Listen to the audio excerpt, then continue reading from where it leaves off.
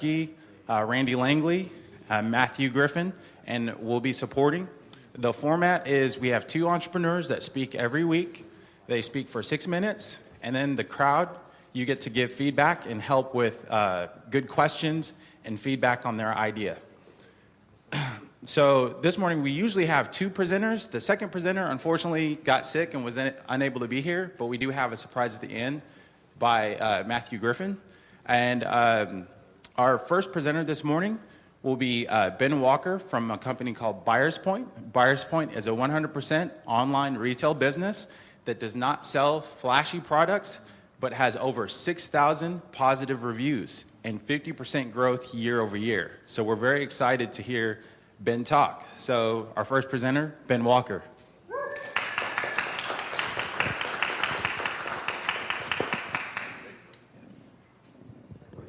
Hello. I think that intro was probably a little bit better than I deserve, but we'll go with it. So my name is Ben Walker. I am the founder and owner of the Buyers Point. But before we go into what the Buyers Point is, let me give a little bit of a background on a little bit about myself. So I've always had this passion for entrepreneurship since I was a little kid. And I remember back in elementary school, I used to make little paper jewelry and sell it to the other kids. So that was my first failed venture. Apparently, parents and teachers kind of frown upon that kind of lifestyle, so you can't really do that. So I kept that spirit with me, and as I grew up, I went to college, graduated, and I think like most people, when I graduated, I had a ton of student loans. And I was trying to figure out, okay, what can I do to leverage something else, some kind of income, to be able to pay off these student loans? So I was thinking, and one day I was at a house party, and one of my friends said, hey, Ben, I actually have an old iPhone, I got a new iPhone, and I have an old iPhone. Would you want to buy it? And I was like, well, sure, let me see how much it's worth. So she said, well, I'll sell it to you for $50. And I said, okay. So I looked it up online, and it turns out I could sell that same phone for $150. And I was like, well, okay, let's do this. Unfortunately, like I said, I didn't have any cash. I was trying to pay off student loans. So it ended up taking me 3 months to save $50 to buy that phone. 3 months later, I buy the phone, sell it online, get the return, and I'm like, great, this is awesome. So I start thinking, I wonder if I could do more phones. So I get on Craigslist, and lo and behold, there's tons of people that have their old iPhones or Samsungs that they're trying to sell. So I start buying them one at a time and just selling them online, little by little, selling them and selling them. And that's where the idea behind Buyers Point came up. So we've now been in business for 5 years. We're currently in our 5th year of business. And so what we are is a 100% online retail store. So the best way to describe that is, think of a brick and mortar location where you go in, you buy an item off the shelf, you go to the counter and buy it. It's the exact same concept, except we sell our items 100% solely online. What we sell consumer electronic accessories or complementary items. For example, if you buy a TV, I sell the HDMI cable, I sell the wall plate, I sell the component box. If you buy a tablet or a phone, I sell the case, I sell the cables, I sell the adapters. What we don't do, we're not a drop shipper. If you guys are unfamiliar with that term, drop shipping is when basically a seller lists their items, but they don't actually own the items. A third party owns the items. That's great because it's not much capital in that. So the way that process would work is, if you're a customer, you would come to me as a seller, buy my item that I don't technically own, I would send that invoice to the third-party dropshipper. That dropshipper would then fill that invoice and send it to the customer. So like I said, that model is good because it's not much capital. The downside to that is, as a seller, I cannot guarantee the quality of the item, and I can't guarantee the shipping times. And if any of you guys have ever purchased something online, I'm sure you guys want to know, when you look for an item online, you want to make sure that's the item you receive, and you don't want to wait 4 or 5 days to get that item. You want it basically in a reasonable time frame. So at the Buyers Point, we decided we're not going to go with that model. We're going to bite the bullet, take the capital expense, and own 100% of all the inventory we sell. So everything you see on our sites, we actually own and stock. Our focus. So like I said, we focus on small electronics accessories and component items or complementary items. The reason for that is, if any of y'all have ever bought an accessory at a Best Buy or Radio Shack or really anywhere, if you go into a store, You guys know if you buy a case or buy any kind of cable, they're extremely marked up, they're extremely expensive. And quite frankly, there's no reason for that. It's just really just trying to have a huge margin. So what we found out was, oh, if we go directly to the vendors, we can buy those same exact items, that same exact quality, mark it up just a little bit so we're still profitable, however, give the consumers a very steep discount. So online, you will find that our items are the least expensive items for that particular item you can find anywhere in the nation. Where we sell. So like I said, we do online sales. So we're going to be sold on Amazon.com and on eBay. We have our website, thebuyer'spoint.com, but that's mostly for professionalism. So if you're a customer or you're a vendor and you want to verify that me, Ben Walker, is a real person, I'm a legitimate business, you go to my website, you see all of my listings, you see everything about me, and that just makes you feel a little bit more comfortable with the transaction online since you can't see the person in person. So that's why we have that website, our website. U.S. market. So for the U.S., the e-retail market is about, this year alone will be $319 billion. And that's been growing at 10% annually, and it's projected to continue growing at 10% annually. So in 2018, that market is expected to go to $420 billion. But let me step back. I'm not a greedy person. I don't need $420 billion. But if I can get a small piece of that, I'll be very happy. So we've been in business for 5 years. Those first 2 years was really about putting a system in place that works, getting a model that works, figuring out the right product, the right method of how we want to sell. And once we got that into place, we just shot off. So for the last 3 years, we have had annual growth of 50% every single year for the last 3 years. In 2016, we're expected for the first time to hit the milestone of $1 million in sales annually, and we're projected to grow to $5 million in annual sales by 2020. So as I said, these are locations you can find me. If you have any questions that you want to ask me personally, there's my contact email. And you can also find me on Facebook. That is it.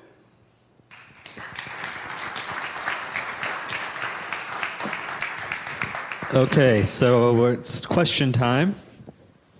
We have some questions here in the audience first before we go to Twitter. You have a question right here? As far as marketplaces go, have you looked at marketplaces that specialize in small electronics and accessories like you're talking about, such as like newegg.com?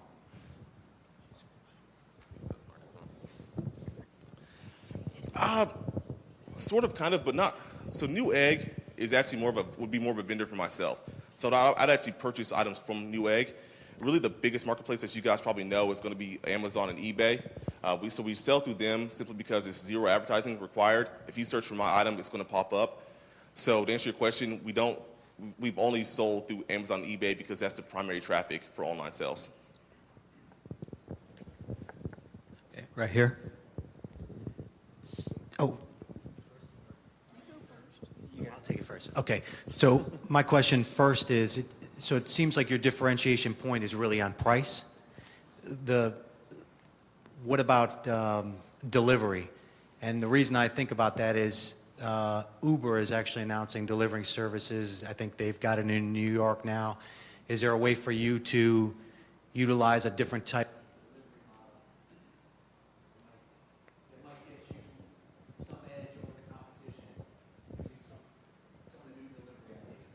I mean, I think that's a great question. One I haven't necessarily thought about, but I think that that's something I will take into consideration.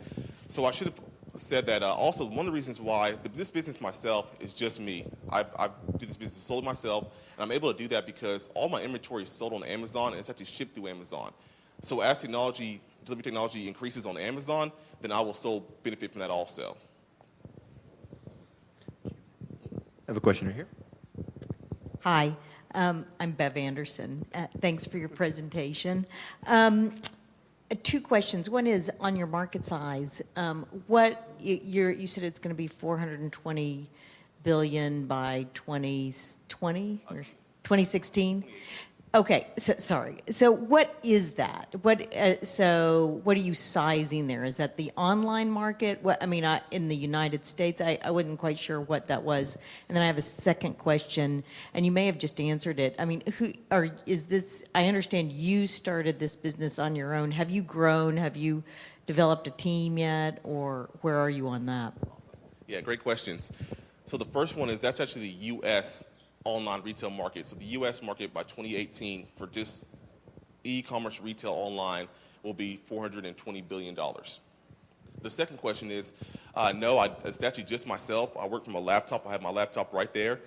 And at this point in time, I have no plans to hire employees. What I did was I focused a lot. I learned early on that the key to scalability is automation. So I try to figure out as many things as possible to hand off to where I can focus solely on the strategic of the business. So I no longer, and let me back up a little bit. So when I first started, I was doing all the packaging and the shipping. I was working 16, 18 hours a day to make sure that was done. I did that for every single day for 7 days a week for 2 years straight. So I used to do that, but then there comes a point where you reach a critical mass where you can, once you grow past a certain point, you can no longer do that. So I realized at that point, I need to get everything off my plate and automate as much as possible. So Amazon does all my shipping for me, whether it's sold on Amazon, on eBay, on Shopify. They ship everything out for me. They also handle my customer service. So if you have a problem, when you email me, you're actually talking to Amazon and not myself. And that way, my daily job is solely making sure I have inventory in place and making sure I can grow my sales. Awesome. There's another question in the very back here. How you doing? This is Carl. Do you plan on expanding into the international market?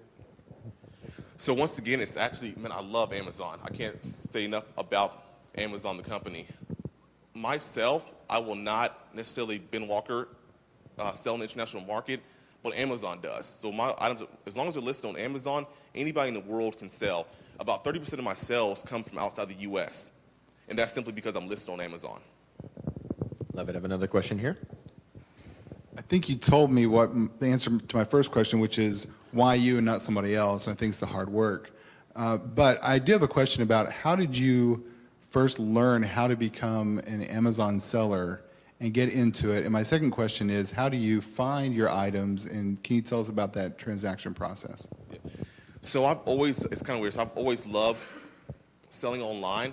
I think if you want to be an entrepreneur, you hear the old adage that you have to find something you're passionate about. And I was really passionate about selling online. So when eBay first started in '95, I actually bought and sold my first item before I could actually drive a car. So I've been selling on eBay before I could even drive a car, drink a beer, or any of that stuff.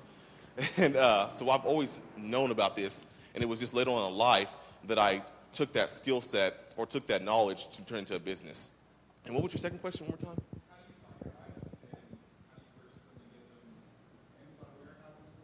Yeah, so it's a good question. And that's probably the hardest thing. I think like most people that have businesses, vendors, suppliers is the hardest piece. So I've literally gone through hundreds, if not thousands of vendors to find the formula for me. And my formula for me is I have to have quality items, I have to have consistency, and I have to have availability. So there are very few people in the United States that can provide that. So like I said, I've literally gone through hundreds of vendors one by one, trying them out before I stuck to a core group of vendors. All right, I have a question right here. Yeah, my name's Rob. A couple things. Do your products have a warranty? And if I buy something and it doesn't work, what do you do about it? So, man, great question. My products have manufacturer's warranty because I sell only brand new items, so they're still in the retail package. So they have the manufacturer's warranty. And if you have a problem, I have a problem. I take customer service extremely serious. If you say, Ben, I received your item, it's dead on arrival, the first thing I say to you is, I apologize. Ben Walker, to you, I apologize for that, and I'm going to fix that. What can I do to resolve this for you? I can either give you an exchange item, or I can instantly give you a refund. But you let me know what you want to resolve this issue, and I will do that for you. I have a question over here. So when you are looking at how you price your items, do you basically just type in that manufacturer part number and go to like Google Shopping and find out where else you can order it online and base your pricing off being competitive on other sites? Or how did you figure out that spot where your margins are good, but you're also the best option if someone's looking just based off price? Yeah, great question. So a couple of things. The vendors I have, every quarter or every month, they send me a list and say, Ben, here's our inventory. And what I do is one by one, I go through that item, they tell me what I can buy it for, and then I look on Amazon and eBay to see what I can sell it for. And also, you can look at historical data on both those websites to see the frequency of how they sold. So if I know how much I can buy it for, and based on those websites, how much I can sell it for, then I know whether or not I can make money on it. I have a basically internal system where I say it has to be at least this gross margin, and if it's not, I'm not interested. Another piece of that is I also focus on accessories for a reason. iPhones, TVs, tablets, they're extremely expensive, and those are the big boys play. So when you do those items, you're going to compete against the Best Buys, you're going to compete against the Walmart, you're going to compete against those people. And to get any kind of fair pricing on those items, the minimum order, I mean, I'm talking to even get a phone call back, is about $300,000. So what I found was, one, there's so much competition in those items because it's a lower margin but high profitability. I found there was not much competition in accessories. And another point is, on like an iPhone 6, there's only one iPhone 6. So there's all the sellers are competing for that one iPhone 6. However, there's about 20,000 iPhone 6 covers. So I can sell one cover, and if you say I buy a white OtterBox, and for whatever reason another seller comes along and says, you know what, I want to sell a white OtterBox too. I say, fine, I'll sell the orange one. I'll sell the blue one. I'll sell the gray one. So there's less competition also. So I have a quick comment and question as well. You were like, when I first heard about this idea, it was really shocking to me because you were like the poster child for ideas are cheap and execution is king for it. What do you feel your success is due to? We heard hard work, which I think is absolutely, but do you have other things that you feel is the competitive advantage allowing you to do this in a crowded space? Yeah, I think the biggest thing is passion. You have to have a passion for what you're doing. If you don't have passion, then you're going to waste your time because it'll be a job and you'll get bored of it, you'll get burnt out. So the first thing is passion. I wake up every morning freaking excited to go to work. Dude, I freaking love my job. The second is execution. I heard a good quote that said that everybody has an idea, but very few people want to work hard consistently to execute it. So most of your competition goes out the window when it comes at you executing. So like I said, the first 2 years, literally it was insane. The first 2 years, my schedule was waking up 7 a.m., answer emails. I was working full-time. I went to work full-time from 8 a.m. to 6 p.m. I stopped taking lunches. All my lunches, I would go home and do shipping. After work at 6 p.m., I would go home. Oh, yeah, I was getting my MBA all at the same time. Go home, I would do homework, and then I would do packaging until about 1 a.m. And that was my schedule for the first 2 years, every single day, 7 days a week, no vacations, no lunches, no friends, no nothing. So you have to have the passion, the heart, the grit to just say, I'm going to get it done. And I don't care what you say, because everybody's going to tell you that you can't do it. The competition's going to be out there saying, I'm going to get you over. And it's funny, one story was I had a competitor online that was really giving me a hard time. So I finally reached out to the guy, and I was like, look, either you're going to work with me or I'm going to beat you, flat out. And he replied back something snarly, and I said, okay, well, here's the thing. I'm not going to sleep. So either you're going to sleep first or you're going to lose. So what do you want to do? And you have to have that kind of grit to get it done. I have a question back here. This is maybe a little nosy, but what percentage of your operating cost is eaten up by Amazon? You use Amazon a lot, so what's your cost factor using them? So Amazon has a flat fee for all sellers. It's 32%. If you use Amazon Fulfillment by Amazon, it's 32%. And that seems like a lot, but it's not at all. When you add up the fact that they store your inventory, they have the man hours to package your inventory, they pay for the shipping, that excludes shipping, they pay for the shipping supplies, they pay for the customer service. When you add all that up, 32%, they can have it all day and tomorrow. Okay, I have a question right over here. Can you talk about the distribution between the two, between Amazon and eBay, and have you seen any sort of trends as to where people are buying, or has that changed over time?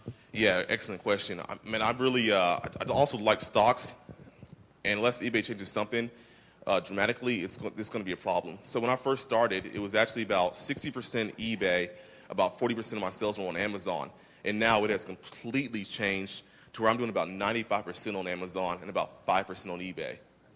So yeah, Amazon has really come in and caused some damage to the online market. Have another question over here.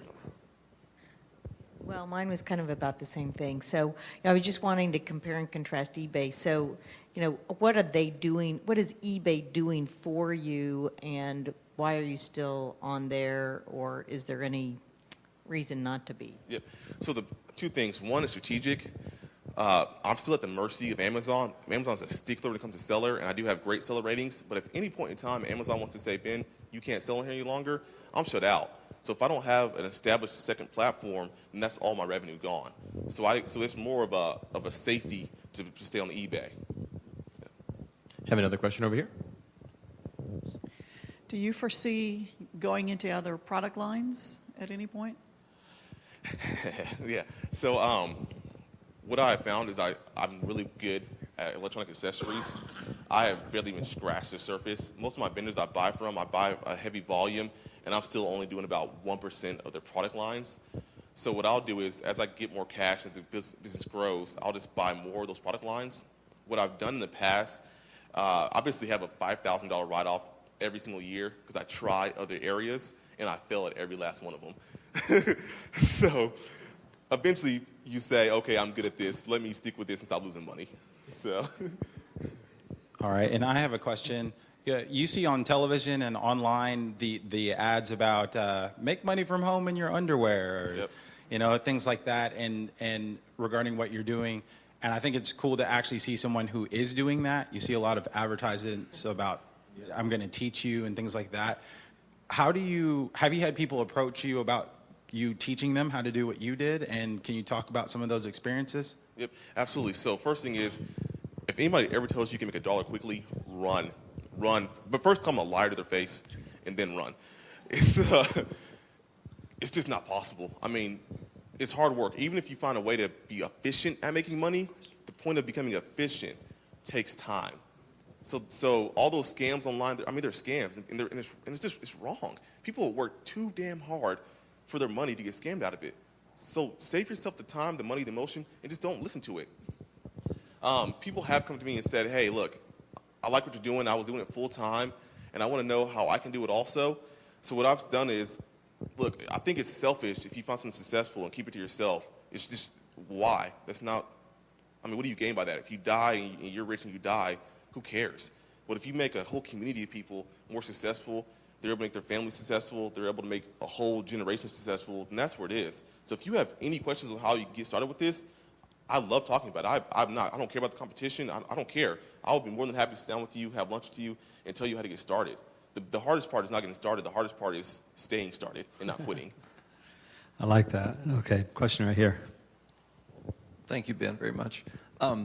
Could you repeat the part about where your merchandise is warehoused in Amazon's role? I thought I heard you say Amazon for 32% handles the shipping and handling, but then I thought you said it was under your control, so I'm confused. Could you repeat that? Fair enough, right? So instead of having a warehouse in the back of my house or anywhere else, Amazon warehouses all of our inventory. So the way that process works is I buy from a vendor, I send my vendor a PO, they ship the items directly to Amazon. It goes into the Amazon warehouse, and then whenever an order comes online, their person picks it from their warehouse and ships it out. That's when you see, if you see something like fulfillment by Amazon, when you buy an item, that's what they mean. It means that it's at their Amazon warehouse and they're shipping it out. I still own the inventory. The only difference is instead of it being in my backyard, it's at their warehouse. But we own 100% of the inventory. Okay, we have a question from Twitter from Tom McCabe. He says, great presentation. What has your journey been from 2006? What's been going on in the last 9 full years? Well, I graduated college in December of 2008, so I think it really starts in 2009. The journey has been having a crap ton of student loans and trying to figure out how to get out of debt. If you're in debt, you are literally, for lack of better terms, a slave to the corporation. You have to work. So the minute I graduated and I realized this trend, I was like, nope. So the journey has been trying to figure out how to get rid of all that debt and then how to start a successful business. And that journey has been just simply working, once I figured out, working hard to make it happen. And then one last question from the audience here. You and I have talked, and I know that you're a huge advocate of just kind of the bootstrap mentality and doing things yourself. I'm curious what your view is on angel investors and gaining capital and seed money for your business. Is that something you're looking for? Is that something you're interested in? What's kind of your philosophy regarding that? Yep. I have a tendency to not speak on things that I'm not very well versed in. So I don't know that whole process of venture capitalists, and I don't know the whole process of angel investors. For myself personally, I haven't needed that yet. I have thought about maybe selling a piece of equity in my business in the future, but what I realized is I want to make sure that I'm at a point in time where I can sell it at a full valuation. If I were to sell it right now and I double next year, well, then I just cost myself that gap in money. So I want to make sure if I do go out for some kind of investment, I'm at a point in time where I think I get the full value of that investment. All right, Ben, you know the format. So our final question for you. As I come around the corner, you came and see me. What can 1 million cups do for you today as a community? All right. So they told me not to say it, but I'm going to say it anyways. The first thing is, I've been in Tulsa for 6 years, and I had no idea this community was here. I think it's amazing that there's a room full of about 40 or 50 entrepreneurs that are all like-minded. So I think the first thing is getting the word out so people like myself, people like the people sitting in this room right now, can communicate with entrepreneurs. Entrepreneurs are a different breed of person, and it feels good when you have a conversation with an entrepreneur because you're on that same wavelength. The second thing is on the business side. Right now, there is absolutely nothing out there that allows you to forecast what your sales are going to be going forward. So for instance, I know historically all my sales, but I can't say on a chart that says, Ben, at your going rate, this is where you will be at the end of the year. I can do a rough estimate of like weighted average or whatever, but I can't be specific on that. So if anyone out here, look at this guy, if anyone out here has that ability to create some kind of program that can take historic sales and take weekly variations to create some kind of forecast of where the sales will end, I would love to talk to you. And you will also guarantee you'll have a heck of a market out there for people like me that need that reporting. All right, thank you. Yeah, thank you guys.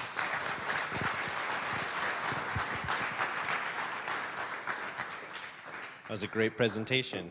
As Alex mentioned at the beginning, our second presenter unfortunately could not be here today, so we will have to reschedule. But we do have a few announcements and a special announcement at the end of this, so let's just dive right in.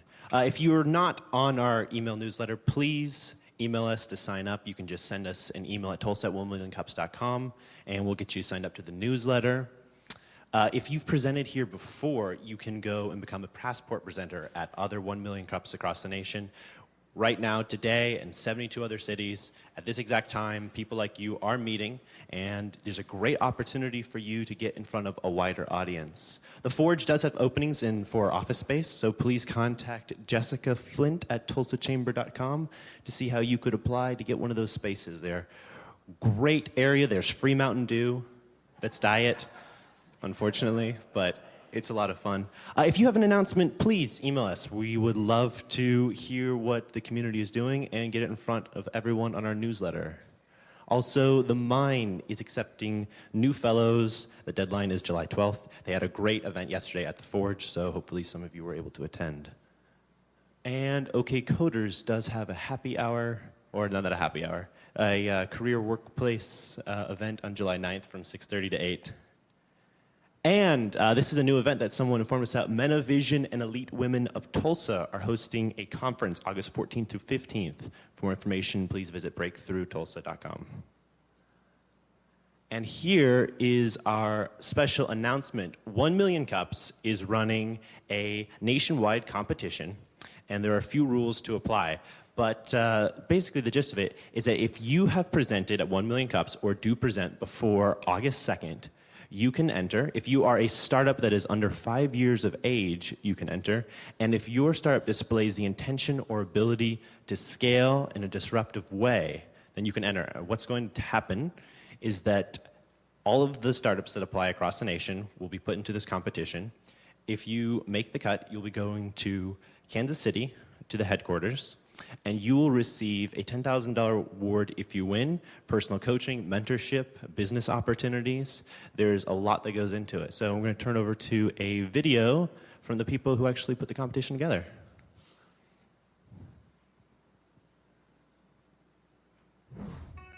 We're looking for 1 in a million. What does 1 in a million look like? Have you ever seen it? Does it look like this? Or this? If you've ever presented at a 1 Million Cups gathering held every week in more than 70 locations across the country, then maybe 1 in a million looks like you. This year, for the first time ever, Open exclusively for 1 Million Cups entrepreneurs, the 1 in a Million Startup Showdown will be a featured event during Global Entrepreneurship Week. 1 in a Million was created to provide educational resources to entrepreneurs and showcase some of the stellar startups in the 1 Million Cups community.